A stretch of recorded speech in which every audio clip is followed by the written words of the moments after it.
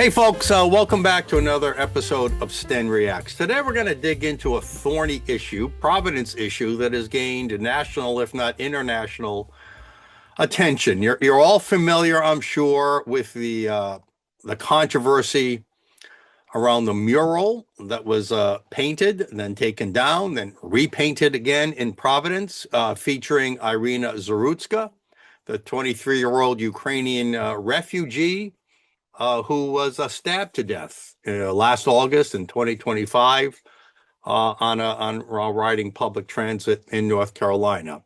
The mural, which we'll get into, which was intended to show the humanity of Iryna, has caused controversy that I never quite understood. In fact, so much public pressure that you have to ask, is Providence the most woke and most uncivil society in America? And here's why I say that. But first, I want to say this. We're going to look at 7 minutes of video that our own Adam Carbone filmed, along with a news clip that introduces it, earlier this week at a meeting of the AS 220 and the Avenue Concept, which is a nonprofit that put on the show. They had basically a public debate about this Ian Gaudreau artist and his mural. It was not framed, I don't think, the way it came out, but we'll get into that later. But I want you to know that I'm going to be looking at this video, that 7 minutes that our own Adam the Annihilator put together. First time I'm seeing it. I have done a little research. So before we get to the video, I want to give you this perspective. We're going to play the whole 7 minutes, and I'll stop and give you some other tidbits here and there based on some research I've done. But the first thing you should know is that murals like of Iryna have been going up all over the country. Venice, California, Washington, D.C., Miami, Florida, New York City, Los Angeles, Chicago, Charlotte, Greenville, North Carolina, Las Vegas, Dallas, San Francisco, New Haven, Connecticut, and of course in Rhode Island. Now, these are all financed by a group called Project Freedom 2025. It's also a group that's sometimes referred to as Remembering Iryna. And yes, one of the donors to Project Freedom 2025 was Elon Musk, who made a $1 million pledge. So the idea that Musk directly funded this is not true. He was just he was one of a number of people that donated to this Project Freedom 2025. I don't even know why they're doing this. That's not the concern of this. The concern here is the issue of free speech. This should not be an issue of politics. It's just a question of free speech and artistic expression, and whether or not in Rhode Island we should tamp that down, or beat it down, or have murals removed from walls.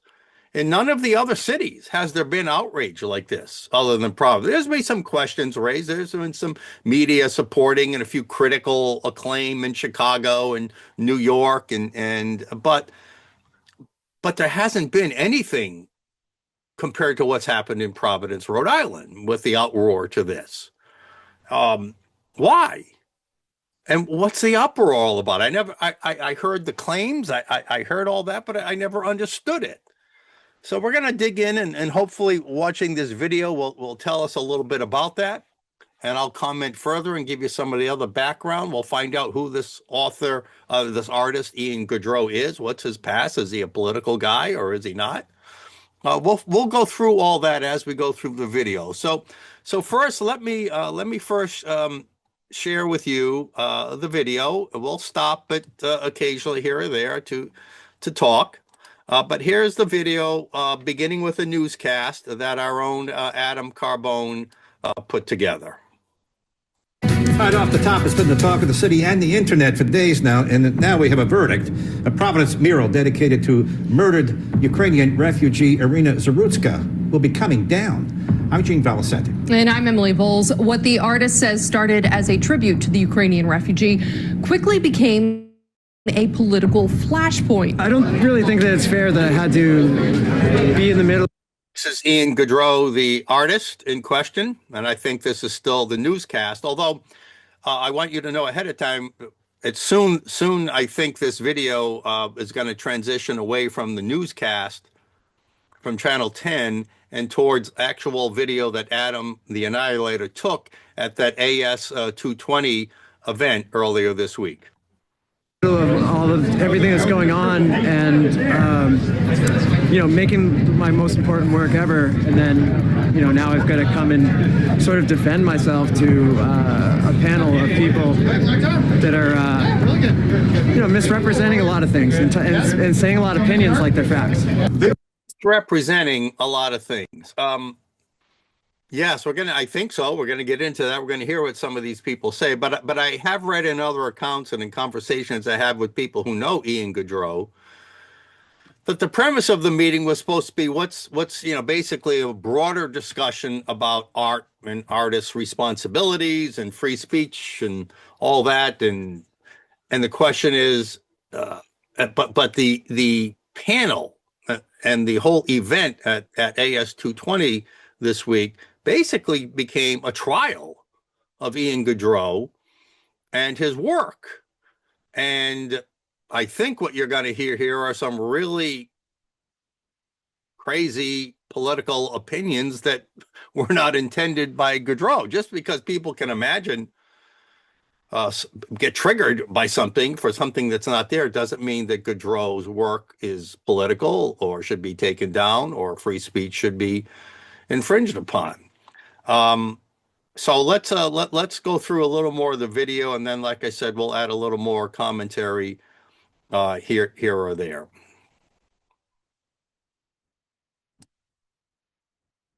There are limited resources in this space. A lot of things and saying a lot of opinions like they're facts. There are limited resources in this space as it is.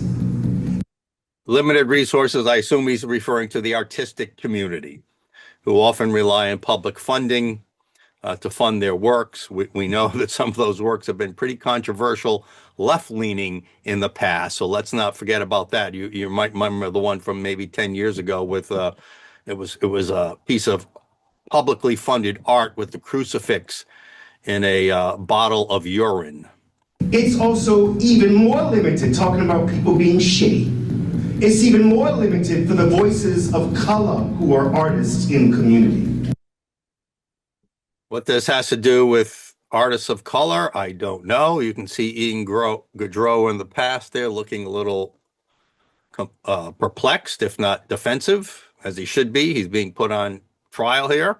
To get that RFP, to get that RFP, request for proposal. This is how these artists get funded from public money or other grant-making institutions. Grant to support these legacy cultural organizations of color. Now the topic of lynching was so big on my mind because this woman, whether or not she agreed with it or thought it was okay, her image has been used to promote a narrative of lynching.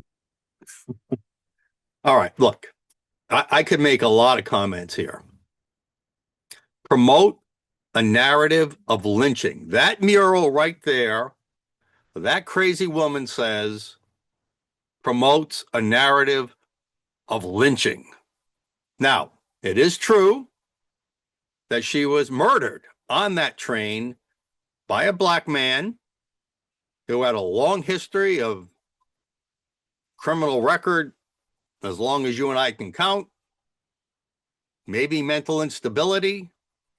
Okay, but the fact that we're a narrative of lynching? Wow.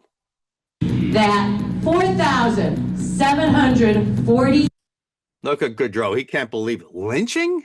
people killed from lynching between the years of 1882. So Ian Gaudreau is supporting the practice of lynching, which goes back to, what did she say, 1842? My goodness. See, this is the nature of political discourse on the left today, making something out of nothing. 1968. I didn't understand why she was evoking race in that moment, and it was really confusing to me. There is, however, controversy about her image Confusing to me, too. being part of a larger campaign funded in part by Elon Musk to draw attention to the situation. Some people see this campaign as a memorial, a way to pay tribute to a young woman whose life was taken too soon. Others believe the mural functions as a racist dog whistle. A racist dog whistle. It was a tribute to a murdered refugee, and they want to make it a racist dog whistle. Let's hear that again. Too soon. Others believe the mural functions as a racist dog whistle and is being used to further dehumanize Black and brown men in communities. When they effectively further demonize Black and brown men in communities by calling out, he's not even calling out the Black or brown men. He's putting up a picture of a white woman. I don't get it. I don't get it. It is being used to further dehumanize Black and brown men in communities. Now, I don't know what he's going to say here. I know this man, Brian Bishop. He's a very smart man. He's a libertarian, I believe, pro-freedom guy. Used to work a little bit with him when we founded our center 15 years ago. He always likes to dress in these Western kind of outfits. He's a pretty cool guy. He's a very smart guy, good legal mind. Not a lawyer, but a great legal mind. So let's hear what Brian Bishop has to say. They effectively made the conversation about how public art could be made representative. That isn't an open question. They presume that it needs to be representative. Instead of, look, a panel could have said, should public art be representative? That's a fair question. And then you can argue, yeah, I think it should be. No, I don't. And look, that's a big thing. A lot of people see it. I get it. You can have. All right, so I think what they're saying here is should public art be representative of some political agenda or political philosophy or political or one side of politics over another of some certain political issue? Should it be representative? Should it be publicly funded if it's represented? I think that's what he's saying. If artists, of course, are free to expect their to put out their political perspectives and piece of art, but the question I think he's raising here, should it be publicly funded or publicly displayed? I don't know exactly what Brian's referring to here when he says representative, but let's go back and listen again. Maybe we can get a little more for clarification out of what he's referring to. Hold on. All right, let's share again. Here we go. Brian Bishop.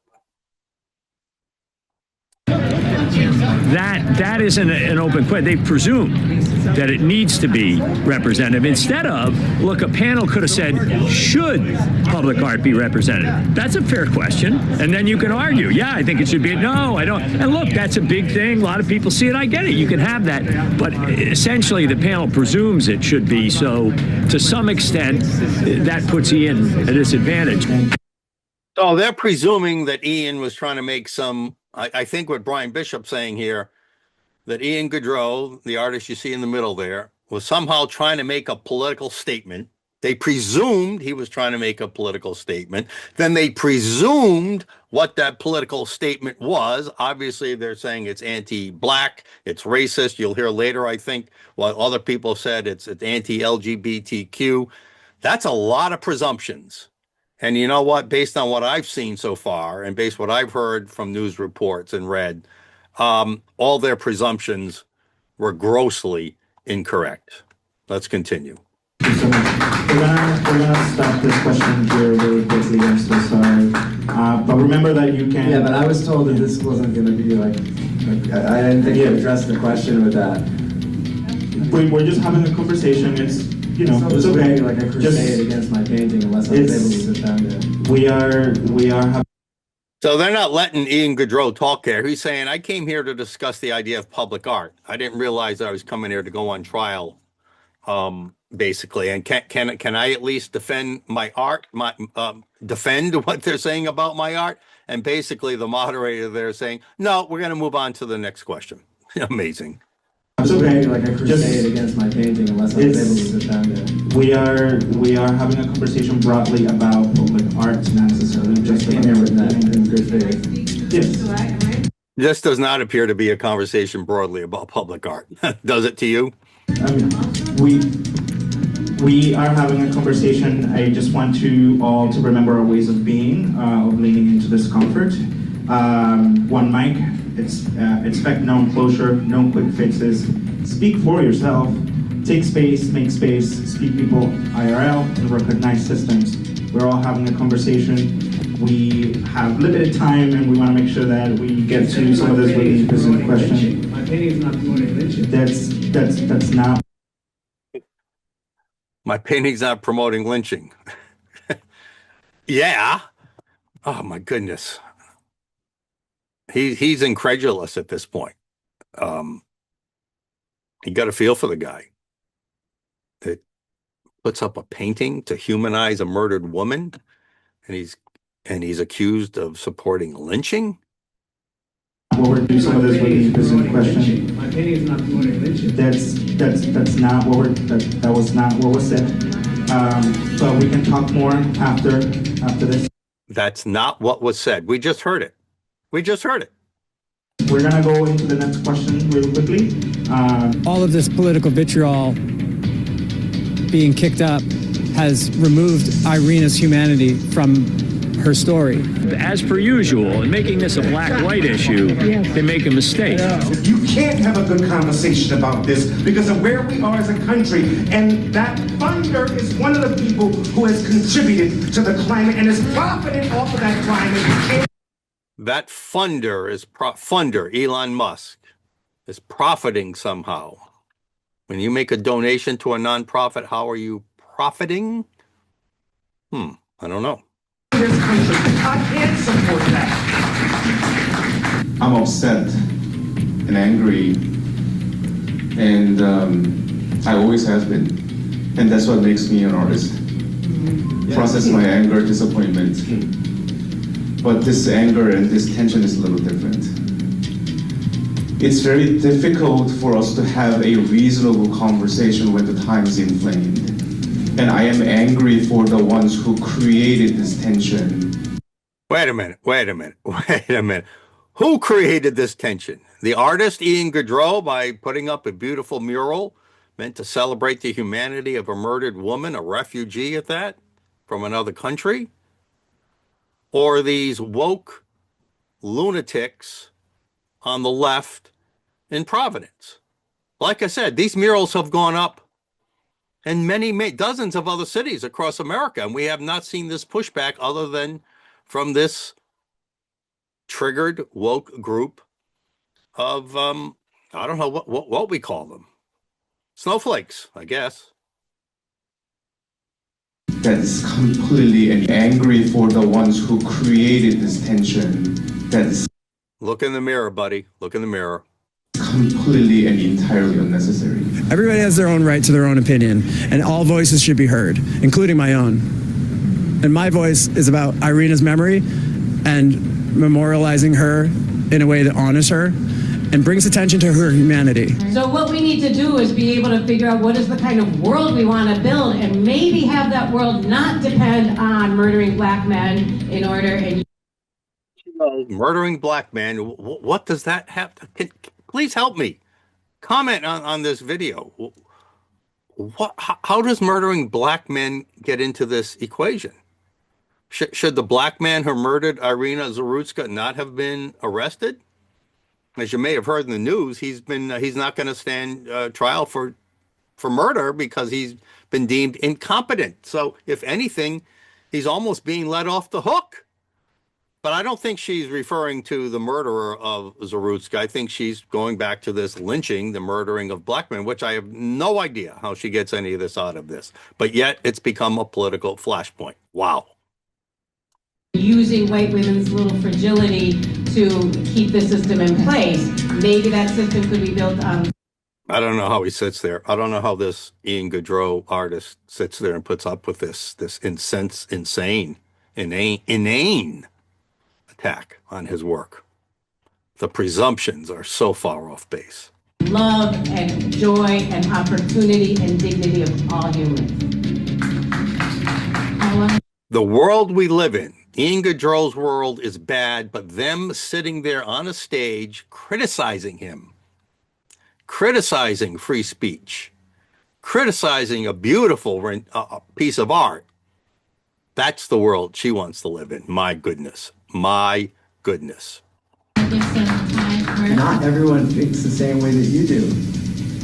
You might think that because you're only talking to people that think the way that you do, but that's not the prevailing sentiment that I've seen. But I would be remiss if I left this room tonight and did not express my deep, deep concern for this country. And people like Elon Musk are contributing to a climate that is making many aspects of our community unsafe. By commissioning a mural, communities are being made unsafe. But yet what they're doing, raising awareness, creating the tension he just talked about, inciting divisiveness, that's keeping your community safe? Oh my goodness. As far as safety goes, I mean, I have receipts. My safety is on the line right now too. I literally have death threats. More than What a great point.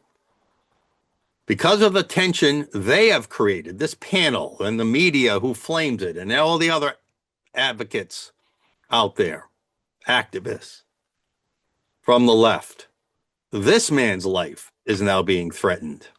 That's the world these panelists want to live in. That's the cancel culture that the left, that the supposedly tolerant left can't tolerate. They can't tolerate freedom of expression when it disagrees with theirs. That's the world they want to live in.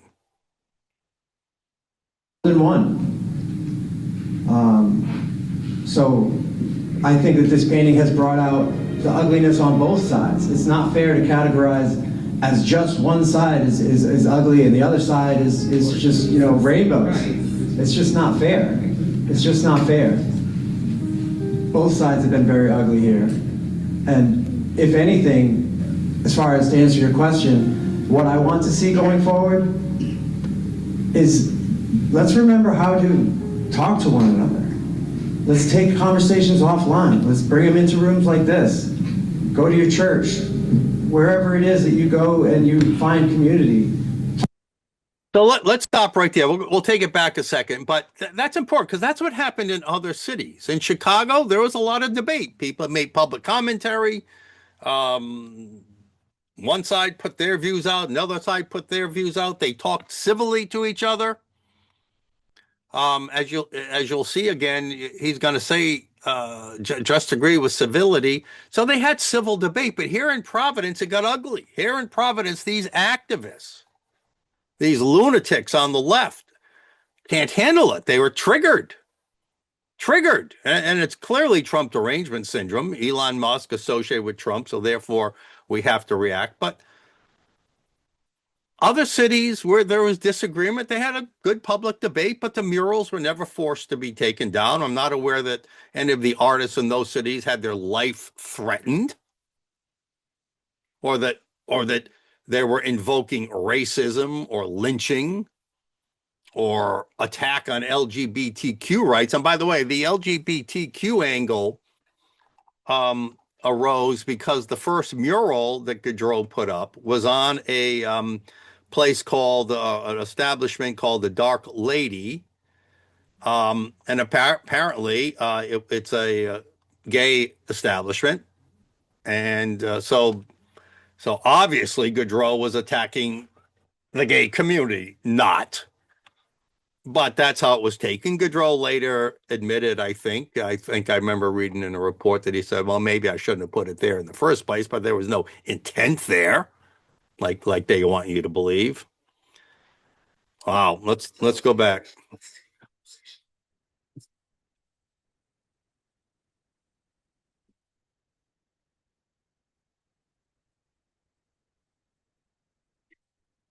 I'm just going to walk through people are friendly. The places where your ideas are going to be challenged. What a great point. How many of us? I don't know if I should. What a great point. I'm going to go back. I don't think I was sharing that properly. Let me go back and do that again. And where you're legit, wherever it is, line. Let's bring them into rooms like this. Go to your church. wherever it is that you go and you find community, talk to those people, have legitimate conversations, and don't just go to the echo chamber. Don't just go to the water cooler where the people are friendly. Go to the places where your ideas are going to be challenged. And that's so true. How many of us, whether it's in our social media or even in the people we hang out with, we're just preaching to our own choirs. We live in these bubbles. We don't understand the real world. We all live in these little fantasy worlds we've created for each other. And that's true on the right and on the left. No question about that.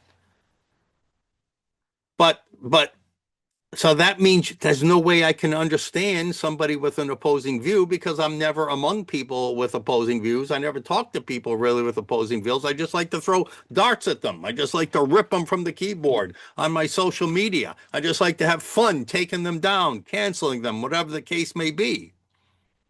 That's not humanity. That's evil. That's tyranny. that is not online. The algorithm is way too powerful. It knows what you want. It gives it to you. Have these tough conversations where... He's right. Your social media algorithm know if you're a conservative or a liberal or woke or not woke, and they feed you this stuff. That's how they hook you. Wow, look, more of what I like, more of what I want. And deeper we get entrenched into our own little fantasy worlds, these little bubbles we live in. And we lose sight of the humanity of anyone who lives outside of that bubble or may disagree with us. Boy, Ian Gaudreau, this guy's more than an artist. He's a philosopher. He's a philosopher here. Your ideas can be challenged. And just agree with civility. Just agree with civility. Just agree with civility. What you have seen here was anything but civility. Anything.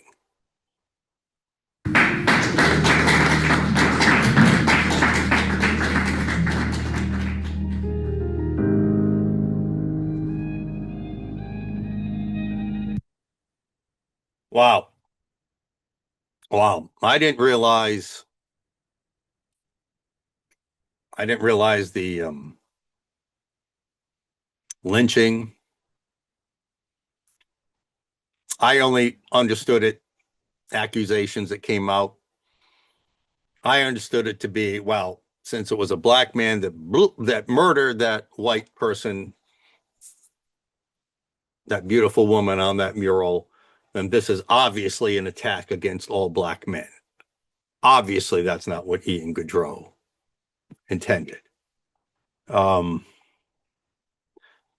Presumptions. That's the key thing. Presumptions. We heard it said that they presume. You heard Brian Bishop say it. They presumed that he was making a political statement. He was being a human. I mean, if anybody, it's the left who talks about the humanity of immigrants. And here Ian Gaudreau talks about the humanity of immigrants or immigrants to our country. No, immigrants to our country, immigrants from immigrants to our country. Tries to put human face on a murdered such immigrant. And he's accused of being overtly political, racist, and homophobic, or whatever you want to call it. It's really a stunning display of woke insanity. What we saw the reaction, and again, given the fact that based on my research, this has happened in other cities. This has not happened in other cities where these murals have been painted. Again, you have to ask: is Providence the most woke and anti-civil society in America? It might be. We've talked on my Dugout show about how Providence is turning into Portland, Oregon. I've had one of my friends who works in the Oregon area as a public commentator, radio voice, has his own activist organization from the right, and we've compared that Providence is going down the same path as Portland. We know what happened there with the violence and the riots and everything else that's going on there. Who is Ian Gaudreau?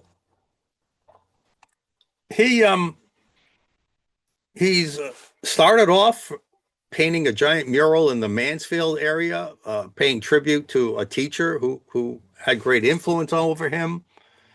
He does a lot on what he calls a neutral community history. He likes to tell stories through his art. So he'll do a history of a community, try to capture that in a piece of art. I haven't seen those other pieces, but I'll look them up. Local heritage, part of that. And he's clearly telling a story here of Iryna Zarutska, a murdered immigrant from Ukraine. And that's it. That's it. Just think of the humanness of that woman stabbed in the neck and murdered on that train. I'll never forget the look on her face when she looked up at that guy, like, why did you just do that? And moments later, she would be dead. She's realizing my life is just draining out of me right now. Why did you do that? Doesn't matter, black, white, killed her, immigrant, non-immigrant, criminal, non-criminal. The humanity of that moment. I'll never forget that image, her looking up at him like, why? I think that's what Ian Gaudreau was trying to capture, and that's it. That's it. Do we feel for this woman or not? Or are we going to presume some intention that's not there? Are we going to conflate politics with art? As Brian Bishop says, was that art representative of some political position, or was it just an expression of humanity? And obviously the left in this city, especially the artistic left, forcing that mural to be taken down. More national shame brought upon Rhode Island. The left has displayed its true colors once again. They don't have humanity. They really don't. All they have is politics. All they have is agendas. All they want to do is cancel those who disagree with them or critique them. All they want to do is make threats like this Ian Gaudreau was threatened. That's not the world I want to live in. And these, again,